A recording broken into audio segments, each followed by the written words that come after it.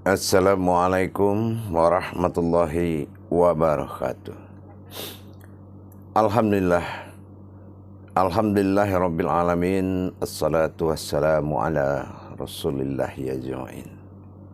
Amma ba'du wa ibadullah wa ittaqullah ya mujahidina wa tahirina amma ba'du ya rabbi assalam. Wa talabul ilmi faridatun ala kulli muslim insyaallah. Alhamdulillah, kita panjatkan segala puji syukur kita kehadirat Allah atas limpahan karunia dan rahmah hidayahnya. Serta dengan izinnya juga kita dapat menjalankan semua ibadah kita, beramal dalam hijrah dan ikhtiar keduniaan, dan beribadah di dalam bermujahadah dengan sifat kerohanian.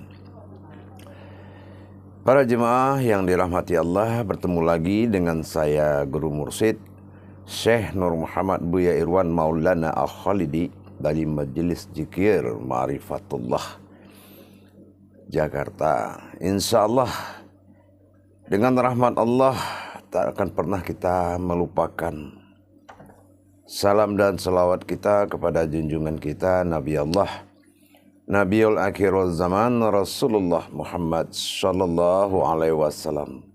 Atasnya junjungan kita salawatnya dengan mengkalamkan Allahumma sholli ala Sayyidina wa maulana Muhammad wa ala alihi Sayyidina wa maulana Muhammad.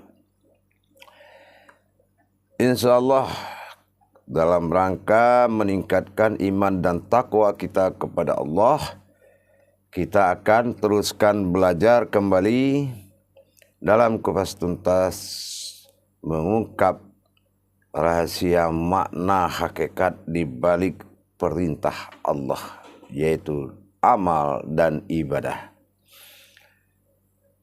Wa khususon bagi umat yang dirahmati Allah, para al-ustaz, para ulama, para hadirin dan hadirat, hamba Allah yang dirahmati Allah. InsyaAllah pada tayangan yang kesempatan yang dimuliakan Allah ini, saya akan berbagi wawasan dan ilmu pengetahuan yang sangat penting. Kenapa saya bilang yang sangat penting? Inilah tolak ukur dari kebenaran sebuah solat. Ini tolak ukur dari sebuah pelaksanaan solat. Itulah yang dikatakan mendirikan solat. Dalam judul saya mengungkap rahasia iqomat dalam sholat. Baik, kita akan memulai dengan mengucapkan Bismillahirrahmanirrahim. Para jemaah sekalian yang dirahmati Allah, kita sama-sama tahu kalau awal daripada rukun Islam itu adalah syahadat. Artinya apa? Syahadat ini adalah alat yang menentukan kendali rohani dan jasmani kita. Menentukan di dalam perbuatan pensaksian, yaitu fardu ain. Makanya dalam syahadat kita diikrarkan untuk bersaksi, maka pensaksian itu alamnya adalah fardu ain, yaitu wajib fardu ain itu menyaksikan. Nah, sekarang kita masuk dalam rangka mendirikan sholat, yaitu iqomat. Apa ma'rifat iqomat itu yang terkandung dalam hakikatnya? Baik para jemaah, kalau kita kenal azan itu adalah tahbliknya daripada syahadat, ya, tahbliknya daripada syahadat. Setelah kita kaji dalam rangka penetapan kodrat, membubarkan kodrat kemanusiaan, mendapatkan kodrat keinsanan, yaitu tubuh fanafilah, diri fanafilah. Nah, kita sudah pernah mengkaji tersebut. Diri fanafilah adalah diri yang tidak berdarah, tidak berurat, yang tidak bersekutu bagi Allah, yang akan kita naikkan ke atas sajadah. Tapi sekarang dalam iqomat, perbedaannya adalah yaitu dalam rangka bukan mendatangkan kodrat, dalam rangka menetapkan, yaitu mentahblikkan Isra dan Mi'rajnya diri. Ingat, Iqamat adalah mentahbirkan, bertakbirnya terhadap Isra dan Mi'raj. Nah, inilah pedoman kembali kepada surat Taha ayat 14. Kembali kepada situ. Yang mana di situ dikatakan, innani anallaha la ilaha illallah ma'buduni wa iqimis shalah fil zikri. Iqimis sholana fil zikri. Bagaimana caranya mendirikan salat agar kita bisa mengingat Allah. Nah, disinilah iqimis atau iqamatis. Nah, sekarang kita pernah mengungkap kembali tentang mana yang ifa'alus sholah dan mana yang iqamatis sholah. Mana yang mengerjakan sholat dan mana yang mendirikan sholat. Diri yang berdiri dalam sholat adalah diri yang berdiri, hakikatnya adalah diri sifat. Nah, ini yang akan mi'raj.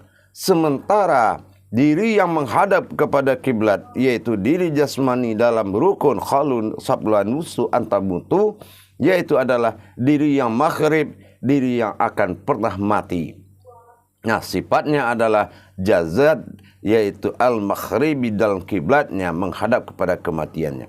Di sini dalam iqamat tadi, maka disinilah penentuan jalan daripada dua kodrat yang ifa'alus yang hanya bisa mengerjakan, mengikuti atau menghadiri dengan yang membawa diri yang mengikuti.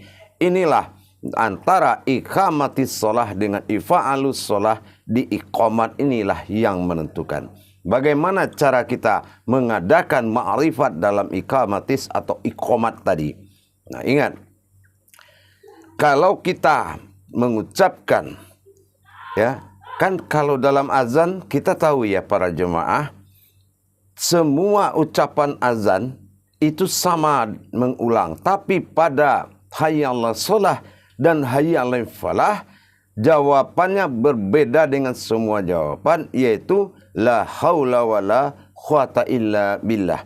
Nah, inilah di saatnya kita mencari posisi diri filah yang akan masuk ke dalam alam bilahnya, alam bakob filahnya Allah, yaitu diri yang bilah.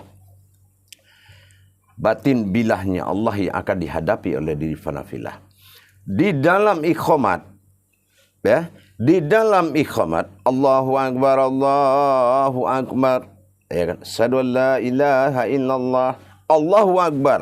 Ma'rifat menyandarkan kepada hakikat yang fanafilah tadi. Allahu Akbar kedua bersandar kepada 20 sifat tadi, yaitu Allahu Akbar salabiyah, manawiyah, dan nafsiyah. Nah, menyandarkan ke maujud. Tapi kalau Allahu Akbar pertama disandarkan kepada wujud diri fanafillah. Allahu Akbar, Allahu Akbar. Nah, di sini Allahu Akbar, Allahu Akbar. Kelihatan Allahu Akbar pertama menuju daripada diri fanafilah, yaitu diri batin zat sifatnya pada rohani, dan diri nurani perwajasani itu adalah diri fanafilah. Nah, setelah itu Allahu Akbar, Allahu Akbar, asyhadu an la ilaha illallah. Nah, di saat kita membaca asyhadu an la ilaha illallah, baru kita melihat bahwasan ilah itu akan naik menjadi Allah dalam kapasitas maujud. Asyhadu an la ilaha illallah, arahkan ke hati. Ya, asyhadu an la ilaha illallah, arahkan hati ke qalbi kita, karena ilah yang kita panggil Allah itu ada di qalbi. Asyhadu anna Muhammadar Rasulullah. Nah, Muhammad kita melihat kepada sifat ifa'alus atau jasad tadi. Rasul mengikuti ruhnya Allah menuju batinnya Allah. Inilah jasad mengikut kepada ruh dan ruh mengikut kepada rohani. Rohani tenggelam kepada azalinya Allah nanti.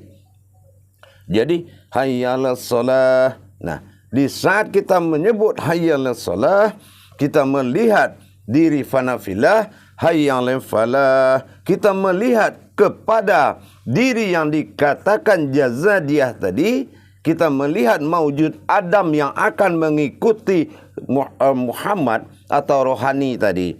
Jadi itulah jasmani yang akan mengikuti rohani. Jangan dibalik. Kalau kita tidak punya ilmu, malah rohani ikut jasmani.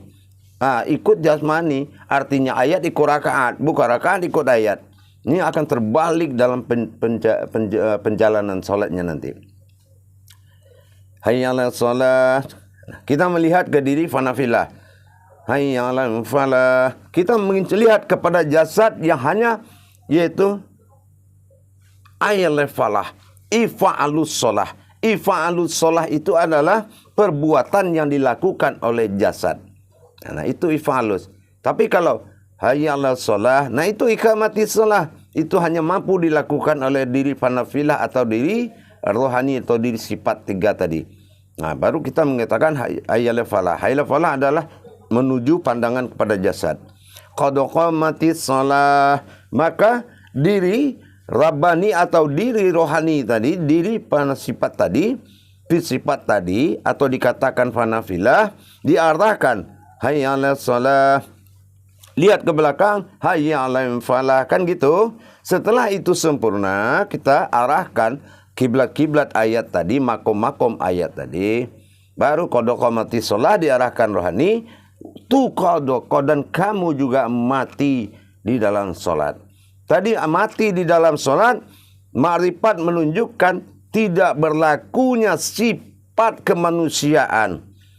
Itulah qad qamatis shalah. Sesungguhnya sifat kemanusiaanmu akan mati di dalam sholat. Dia meninggalkan jasad ini, sifat-sifat dia. Jadi tidak ada lagi sifat dia di dalam sholat. Ingin bicara, ingin melihat, itu sudah tidak dia. Karena hayya 'alas shalah, diri sifat kita, fanafilah sudah berkuasa. Arahkan gitu. Qad qamatis shalah. Baru kita kembali kepada awal. Allahu Akbar. Allahu Akbar. Panggil 2 kodrat tadi. Fanafilah dan jasmaniyah. La ilaha illallah Allah. La ilaha illallah. La adalah alam qalbi, ilaha seutuhnya zahir dan batin, ilah menuju batin kita, Allah. La ilaha illallah, bahwasanya Tuhan kita ilah, dipanggil Allah. La ilaha illallah, mari kita menuju ilahnya yang bernama sama Allah. Jadi mengarah ke benar kepada tujuan batin di dalam qalbi. Begitu para jemaah. Insya Allah iqamatis shalah ini adalah iqamat. Nah, inilah iqamat yang menanjak, yaitu tentang mi'raj. Kalau azan membubarkan kodrat, azan membubarkan kodrat diri nafsiyah menuju diri fanafilah, yaitu diri sifat yang tidak bersekutu dengan Allah. Nurani pegangan jasad, rohani pegangan diri insan, dan rabbani pegangan batin bagi nyawa. Itu pegangan Allah. Kalau sudah diri kodrat Adam dinamakan nurani, kodrat Muhammad dinamakan izzatullah atau rohani, maka rabbani batin Allah. Kalau sudah bernyawakan Allah dengan Adam dengan Muhammad, bernyawakan batin Allah, maka halalah bagimu sholat.